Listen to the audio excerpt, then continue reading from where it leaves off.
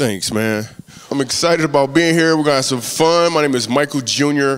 I'm gonna do some jokes. Yet, at the same time, I'd like to explain to you how how comedy works. So let's jump right in. I actually like the city of Reno a lot. I was here once. I was keynote speaking for a corporation, and something really kind of strange happened when I was here. So normally, I'm the type of person, I like to be on the stage alone. I don't need any help or anybody. So this CEO of this large company introduces me, and he has the microphone. And normally, we have two different mics, and he leaves, and then I'm there. That's the plan. Dude stays there. I'm standing right next to him with no mic. And then he looks at the audience, and I'm standing there, and he says, first, let me explain this. I'm the type of comedian, like I'm observational. Like I pay attention to things like college students. Take somebody who goes to a nice school, like the University of Southern California. Ask them what school they go to, you get a nice, quick answer. What school you go to? USC? New York University, you get a nice, quick answer. What school you go to? NYU? Ask somebody to go to community college. You get a much longer response, don't you? What school you go to? Well, see, right now, what I'm doing, I'm gonna get a couple credits, right? Then my financial aid is supposed to come through. Then I'm gonna transfer, man. They say school kills creativity anyway, man. I feel vulnerable. Is Brene Brown around, man? I feel really vulnerable right now.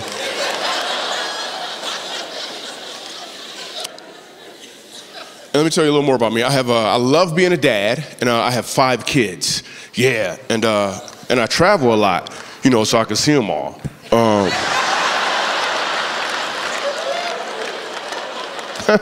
I'm just playing. I don't see them. No, I do. I have 5 kids. They're all with me. I live in Dallas now. My kids are awesome. The thing about having a big family is you always have to figure out ways to save money. And we wanted to get our family pictures taken, and that stuff was expensive. So we did to save money, right? Is we all got in the front seat of the car, looked both ways, and ran a red light. That's what we did. 2 weeks later, the picture came in the mail. But my son blinked, so we had to do it again. Stuff is crazy. I was doing that joke in prison recently. I wasn't in prison like, hey, I'm funny, get off me. It wasn't like that. Whenever we're doing a big live event, like we're doing one tonight in Reno, whenever we do a large ticketed event, a concert in a city, we always look for a homeless shelter or a prison, abused children's facility to go to during the day, do comedy. So I'm doing a prison this time, and yeah, it's a TED Talk. I don't got that much time. You don't got to clap. It's okay. So we're doing this prison, and I do the joke about the red light, and 75% of the prisoners laugh, the rest of them, nothing. Then I realized what was going on. Some of them had been locked up for so long, the dude next to him had to explain the joke. He was like, see, nowadays, when you run a red light, they send a picture with a ticket in the mail. Then he looked at the dude next to him and was like, a red light is what they use for traffic when you go down the road. And then he said, a road is what they use. Wow, where am I at right now, man? So I'd like to explain to you how comedy works. This is how comedy works. Really all comedy. Anytime you laugh, this formula is taking place in one way or another, but specifically with regards to stand-up, this is how it works as well. First there's a setup, and then there's a punchline. Let me explain. The setup is when a comedian will use his talents and resources to seize any opportunity to ensure that you, the audience, are moving in the same direction. The punchline occurs when he changes that direction in a way you're not expecting. When you catch on to this change, you've received the punchline. The results are revelation, fulfillment, and joy expressed through laughter. Let me give you an example. A few summers ago, I took my family on vacation to Mexico. The first 2 days were rough because the people there kept calling me a Negro. The third day, I realized they were saying amigo, and it was all cool. That was cool, so. Did you see what just happened right there? So when I was a child, I used to struggle with my reading. I used to really have a hard time reading. It just, I don't know what I just struggle with. I read now just fine. Like the signs over the door that say excite, I can read that stuff. But when I was a kid, I used to struggle with my reading. Like I couldn't sound a word out phonetically, it just didn't work. So now looking back at it, I realized I developed like 7 different ways to look at a word to determine what the word was. And I'm talking about, just started noticing this really in junior high. So I would look at the font size, the color, the positioning, what's in front of it, what's behind it, how people responded to it. I got really good at looking at words differently, to the point in high school, people didn't know I wasn't really reading. I was just working it out really, really fast. Now as an adult, I read just fine, but I still have this ability to look at words and people and situations 7 different ways almost immediately. In fact, it's the primary place where I pull my comedy from. So that very thing from my past, it looked like it was a setback, looked like it was some sort of handicap, turns out I'm actually able to use it for what I'm called to do now. So just like you've probably had some sort of setbacks, but if you would, in a way, embrace it, you'll probably find there's more opportunities out there. Now I find comedy all over the place. At the airport today, a little white kid walked up to me, asked for an autograph. I was like, hey, buddy, what's your name? He said, I'm Tanner. I looked at him, I said, no, you're not.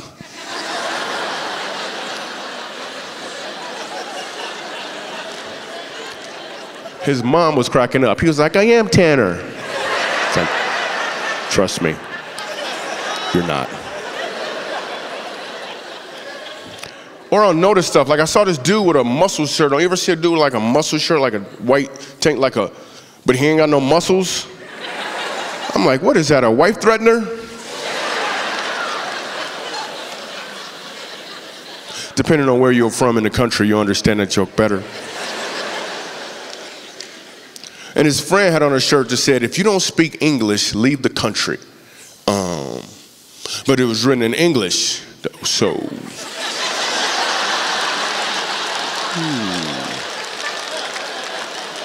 So I walked up to him and I said, you're dumb. But I said it in Spanish, though, so he didn't know. He didn't know. So I'm able to find comedy in a bunch of different places as a result of embracing what seemed like it was a handicap from my past.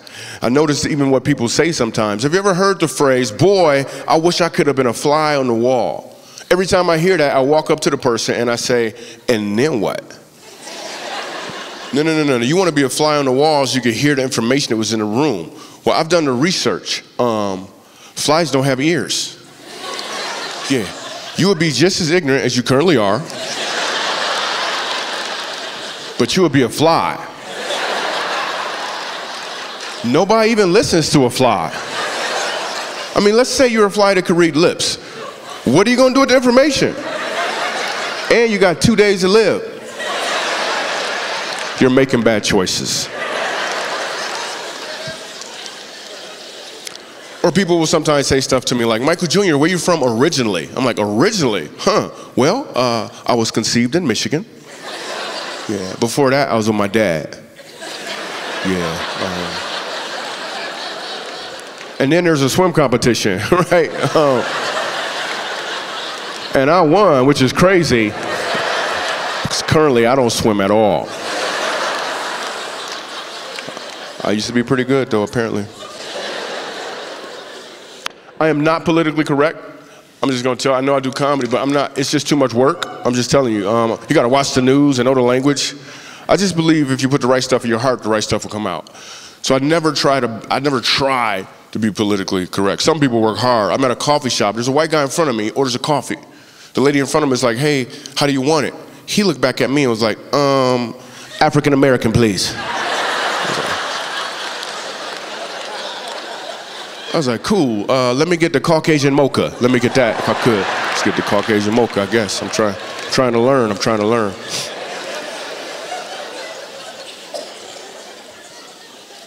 Coaches would say some stuff too. You ever hear your coach say something like, the stuff I'm teaching you here, it's not just about this game. You can apply it to life. Here's the thing, people, that's not true. I thought it was true. Straight out of high school, one of my first jobs I used to park cars. One of the cars was really nice, so I took it for a little spin. The company found out and my boss lost the account. He was yelling at me and screaming. I didn't know what to say or do. I thought back to my high school football coach. I looked at my boss, I was like, you know what, man? You win some, you lose some, man. You can't let this one loss get you down. The important thing is I went out there and I had fun.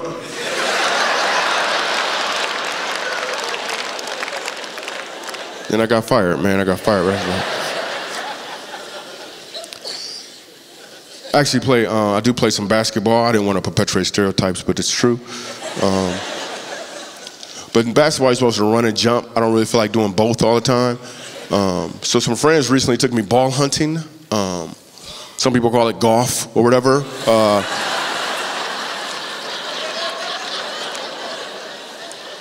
I shot a 121. That was what I shot, a 121. And then we had lunch, and it was like, hey, we're gonna do the other 9 holes now.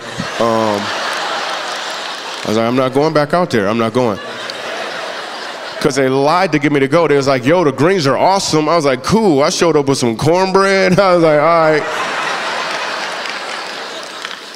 I don't know how to say cornbread in German. I'm sorry. I just did that just for Germany. I've never really been there before. I do think working out is important. I was at the gym the other month. And, I was gonna do some cardio, right? But they moved it upstairs. I ain't going up there, man, please.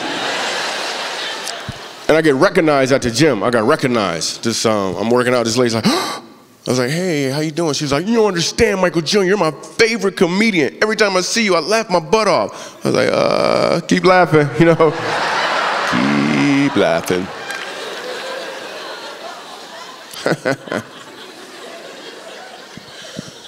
So there's a club in Los Angeles. When I moved to Los Angeles and I was brand new in comedy, there's a club there that it's like the best club in the country.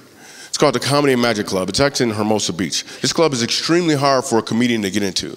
The way I got into this club is a guy named George Wallace saw me when I lived in New York. He knew I was funny and clean. So when I moved to Los Angeles, he took me to the Comedy and Magic Club.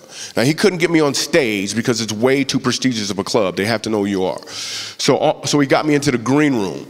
I'm in the green room, and suddenly, brand new in town, and I find myself in the green room with some soldiers in comedy. There's George Wallace, Gary Shanley, Jay Leno. I'm brand new in town. And at the time, a football player got hit in the eye with a flag, and he lost his vision in one eye, and he was suing the league for $400 million.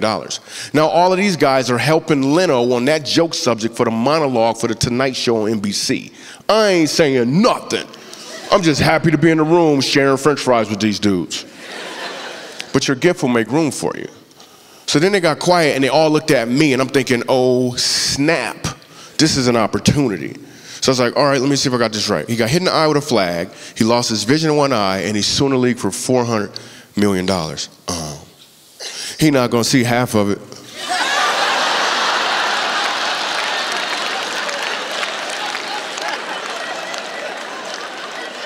Like for real. So here's the thing, how did I get that joke that fast under that much pressure? The truth is, it wasn't as much pressure as you might think because I had been practicing since I was a child in the form of a kid who was having a hard time reading. I was practicing just like you've probably been practicing. You just didn't know you were practicing. I'm here to let you know you've been practicing. And for a lot of you guys, it's game time. It's game time. So now I'm in the club, and I'm performing there. This was probably like 7, 8 years ago. And I'm headlining at the club, and right before I get on stage, I had a change in mindset about comedy. Most of the time when a comedian gets on stage, he wants to get laughs from people. And I felt a shift take place. Instead of going up there to get laughs from people, I felt like I was supposed to give them an opportunity to laugh. I did a little prayer, and I clearly felt like I was supposed to give an opportunity to laugh. This changed everything. Because now I'm not looking to take, I'm simply looking for an opportunity to give. This is why we now go to the homeless shelters and all these places. In fact, that very night when I leave the stage, I'm outside, people want autographs, we're hanging out, taking pictures, and I look across the street and I saw a homeless guy. I had never seen a homeless guy outside this club before, ever. But that doesn't mean he wasn't there before. That just means before, my mindset was to get laughs from people, so why would I even notice them? But now I changed my mindset and I see this homeless guy and I have the thought, what about him? How could I give him an opportunity to laugh? And that's when we started doing homeless shelters and prisons and making laughter commonplace and other non-common places. So now as a result of doing that, we went to this one place, we went to Montrose, Colorado. It's an abuse it's a facility for children who are being abused by their parents. And I'm hearing all of these stories, and this grandmother tells me about her grandson who is so afraid of his mom because he's on drugs. She's been abusing him, and one of the things she's been doing is she's been pulling out his toenails. So I hear this story, and they bring all these kids inside, and Spider-Man is sitting right up. This little boy is so afraid of his mom, everywhere he goes, he wears a Spider-Man costume. He's sitting right up front at the show. If my mindset was still to get laughs from people, there's no way I would have been able to do the show. But my mindset changed, and so now I have to do the show. So I get up on stage, and people start laughing slowly but surely. 20 minutes in it, I hear a voice come from right here, and the voice says, "My name is Ronan." And this little boy pulls off his mask and introduces himself to me in a way, and I can't even tell you what it meant to me. And he started talking to me for like 9 minutes like I wasn't doing a comedy show at the time. But it was all because I made this shift. I made this change, and I said simply, instead of trying to get, I'm going to see if there's an opportunity to give. If you can make this adjustment, it will change your life for the good. If you're a mechanic, you may think you get paid to fix vehicles, but if you can make this shift, you will recognize you help people reach their desired destination. That will put your alarm clock out of business. My senses are there's a lot of people out there still hitting the snooze button. Before I bounce means to vacate the premises. I'd like to explain to you how life works, at least from a comedian's perspective. First there's a setup, and then there's a punchline. Your setup is your talents, your resources, and your opportunities. And most of the time we use our setup to ensure that the people around us are moving in a direction that serves us. Which means the punchline occurs when you change that direction in a way they're not expecting. You actually use your setup for other people.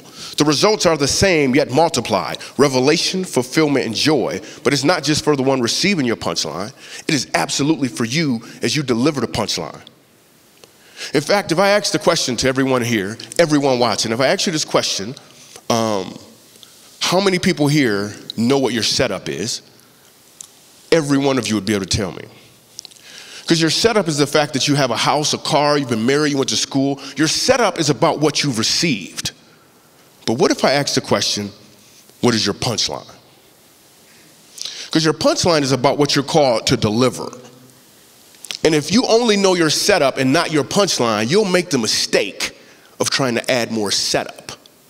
If I could just get another degree, if I could just get married, if I could just lose weight. But what you really need is to know your punchline. Again, because to know your setup and not your punchline is an uncomfortable place to live. Let me give you an example. How many people are still thinking about the story of me and the CEO on stage? The reason all you guys are still thinking about that story is because all you have is the setup. You don't have the punchline. Yet we've moved on and allowed ourselves to be entertained like there wasn't something missing. So we'll go to a comedy show or a football game or a concert, even though there's something missing. And that's just the story I told you 10 minutes ago. What about your story? You've been living it your entire life, and if all you know is the setup and not the punchline, you are living in an uncomfortable place. And please be clear, just like when I had a hard time reading as a child, your setbacks are part of your setup so you can deliver the punchline you're called to deliver. Much like a slingshot, the further you've been set back, the further you're going to reach. But what are you going to aim for? Everyone has a setup, and everyone has a punchline. You need to find your punchline and deliver it. I'm Michael Jr. I love you. Thank you, guys. Oh, you guys are awesome. Standing ovation. Thank you so much. Thank you, thank you. Get up, dude. You too. I'm just going. Thanks.